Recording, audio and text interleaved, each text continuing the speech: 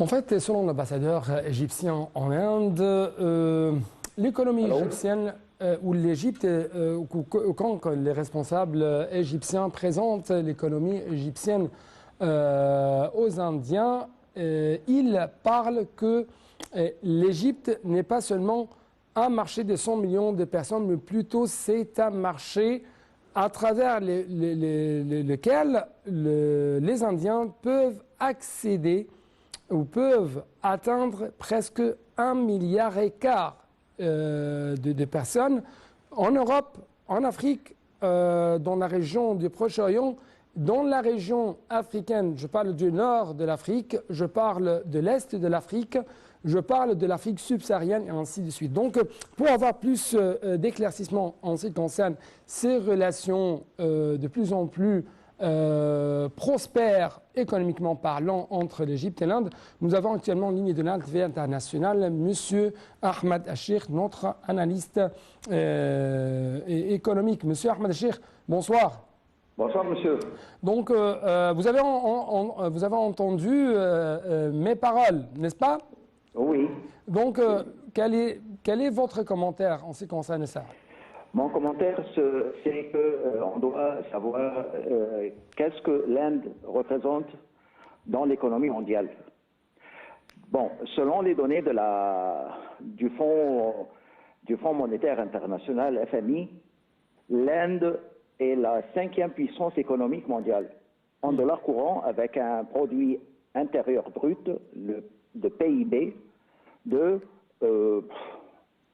disons, c'est 350, environ 350 dollars, le produit intérieur brut, PIB. Et en parité de pouvoir d'achat, le PPA, c'est 10 210 milliards de dollars, soit dans le troisième rang mondial après les USA et la Chine. C'est ça l'Inde. Et aussi, l'Inde est un acteur fondateur et un pays fondateur dans le BRICS. Le BRICS qui, lui, une force aussi émergente, une force économique mondiale émergente, qui, selon les estimations selon les estimations, représente les 45% de la population de la planète, près du quart de sa richesse et les 2/3 de sa croissance. Et selon les estimations de 2014, les BRICS seraient à l'origine de plus de 50% de la croissance économique mondiale au cours des 10 années précédentes. Ouais. Donc, quand le président va aux Indes, disons pour la fête numéro 75 des relations indo-égyptiennes, cela contribue en la augmentation de la coopération politique entre l'Égypte et l'Inde pour améliorer le pouvoir économique égyptien dans tous les secteurs. Oui, oui. Donc, à quel point vous trouvez encore une fois que le marché égyptien représente une plateforme importante pour les investisseurs indiens afin d'atteindre encore une fois un marché qui représente le même poids du marché indien, un marché de 1,3 milliard de personnes. Je parle de ça quand même à la lumière de cette augmentation des investissements indiens dans l'économie égyptienne pendant la dernière période. Bon, comme étant alexandrin, bon, nous avons la grande usine de, comment dire, le carbone noir. C'est dans le... Bien sûr, Abdelkader. bien sûr, les compagnies indiennes ont concentré leur investissement ces dernières années, ou avec plus de précision, ces derniers mois, dans le domaine de la production de l'hydrogène vert. Oui. Mais surtout, les Indiens sont très capables dans l'usine touristique aussi. Oui. Aussi. Et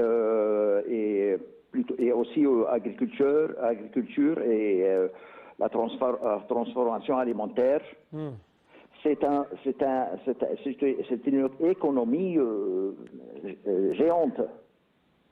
Oui. Et il y a aussi les investisseurs indiens ils sont aussi les secteurs d'activité en Inde sont les textiles, les produits chimiques, la transformation des aliments, l'acier, le matériel de transport, le ciment, les mines, le pétrole.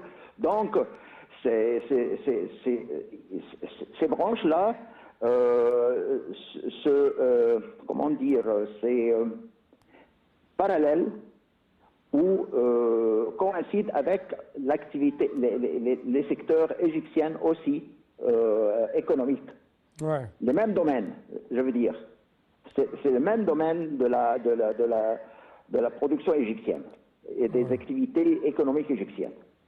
Ouais. Donc, ils auront leur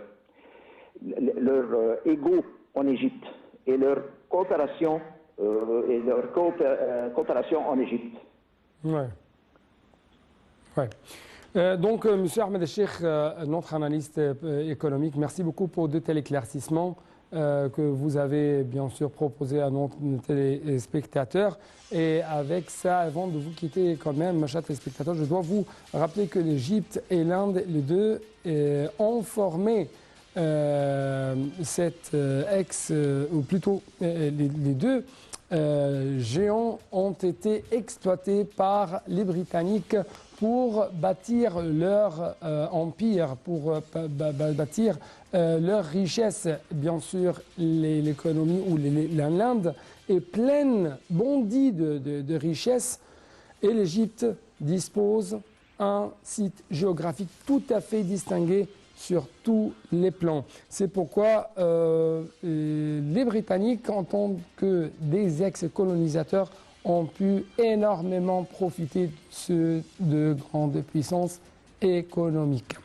Avec ça, nous devons clôturer cette édition, mais je dois vous promettre que demain, je serai avec vous pour continuer notre discussion, pour poursuivre les différentes activités qui vont être établies par M. le Président de l'État. Donc, à demain.